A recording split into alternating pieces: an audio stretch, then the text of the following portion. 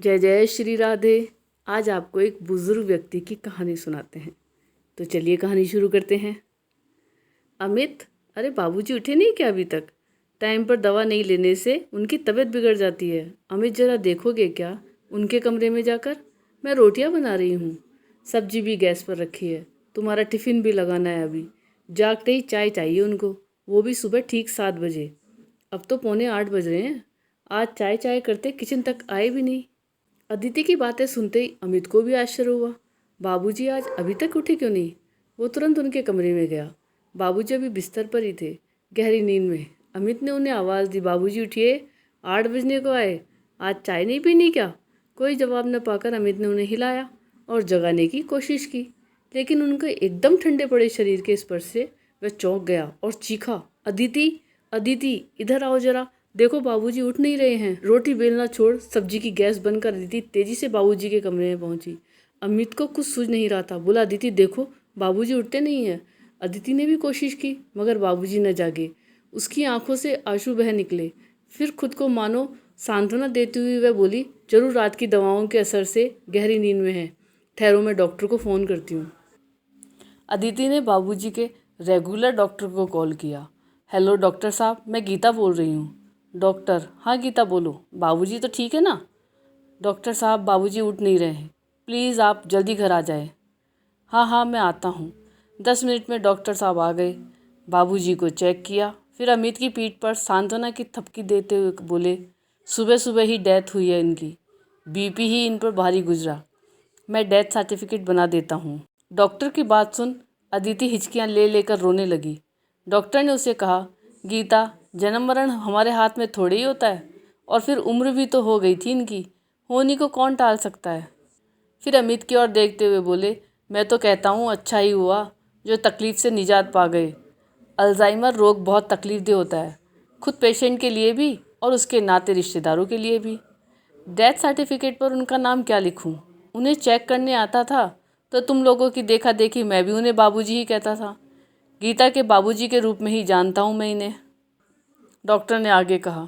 थोड़ी देर के लिए अमित और अदिति सकपकाए एक दूसरे का मुंह देखने लगे। फिर गीता ने चुप्पी तोड़ी और डॉक्टर से बोली, डॉक्टर साहब, मेरा नाम गीता नहीं अदिति है। पिछले 10 सालों से मैं बाबूजी के लिए गीता बनी हुई थी। डॉक्टर, क्या मतलब? कोई 10 साल पुरानी बात है डॉक्टर साहब। मैं साग सब्जी लेने सब्जी मार्केट गई थी। खरीदारी के बाद जब मार्केट से बाहर आई और किसी खाली रिक्शे की तलाश में इधर उधर देख रही थी, तभी गीता गीता पुकारते एक बुजुर्गवार मेरे करीब पहुँचे और मेरी बाँह पकड़ मुझसे बोले, गीता, अरे मुझे अपना घर ही नहीं मिल रहा। कब से मैं यहाँ खड़ा हूँ, लेकिन किधर जाऊँ कुछ समझ ही नहीं आ रहा। अच्छा हुआ तू आ गई, चल अब घर चलें। बुजुर्गवार किसी अच्छे घर के लग रहे थे, दिखने में भी और कपड़ों से भी। मेरा हाथ थामे बोलने लगे, गीता चल जल्दी, मुझे कब से भूख लगी है। मुझे समझ ही नहीं आ रहा था कि मैं क्या करूं। बुजुर्गवार की स्नेहमयी मीठी वाणी सुन सोचा कि इनको घर ले जाती हूँ, कुछ खिलाकर शांति से उनका एड्रेस पूछूंगी और फिर उनके घर छोड़ आती हूँ। अतः रिक्शे पर हम दोनों घर आए। घर पहुँचते बुजुर्गवार बोलने लगे, गीता जल्दी खाना दे, बहुत भूख लगी है। मैंने जल्दी से थाली में उन्हें उपलब्ध भोजन परोसा तो कई दिनों के उपवास से जैसे वे तेज़ी से खाने लगे। भरपेट भोजन के बाद मैंने उनसे पूछा, बाबूजी आप कहाँ रहते हो, याद है क्या आपको? चलो मैं आपको आपके घर छोड़ आती हूँ। बुजुर्गवार बोले, अरे गीता, यही तो है अपना घर। मुझे कुछ सूझ नहीं रहा था। फिर वे बाहर सोफे पर ही सो गए। शाम को अमित के घर आने पर मैंने सारा किस्सा सुनाया। फिर अमित के कहने पर हमने न्यूज़पेपर में गुमशुदा वाले पृष्ठ पर और टीवी के गुमशुदा वाले कार्यक्रम के माध्यम से बुजुर्गवार का एड्रेस और नाते रिश्तेदारों का पता करना प्रारंभ किया। अमित ने पुलिस थाने में भी बुजुर्गवार की जानकारी दी। पुलिस ने कहा कुछ पता चलने पर खबर करेंगे। तब तक बुजुर्गवार को अपने घर पर रखो या तुम्हें दिक्कत हो तो उन्हें सरकारी वृद्धाश्रम अथवा अस्पताल में दाखिल करवा दो। गीता गीता पुकारते हुए मेरे आगे पीछे घूमा करते। गीता आज भिंडी की सब्जी बना, आज बेसन के भजिए वाली कड़ी बना, आज हलवे की इच्छा है, ऐसी फरमाइशें किया करते। उनकी बातें, उनका अपनापन देख सुन मेरा मन भर भर आता। बड़े हक से वे मुझे हर बात कहते जो मुझे बहुत अच्छा भाता।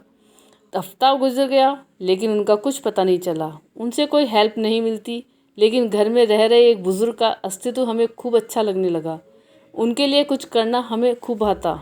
मैंने और अमित ने निर्णय लिया कि हम उन्हें कहीं नहीं भेजेंगे, अपने घर पर अपने साथ ही रखेंगे।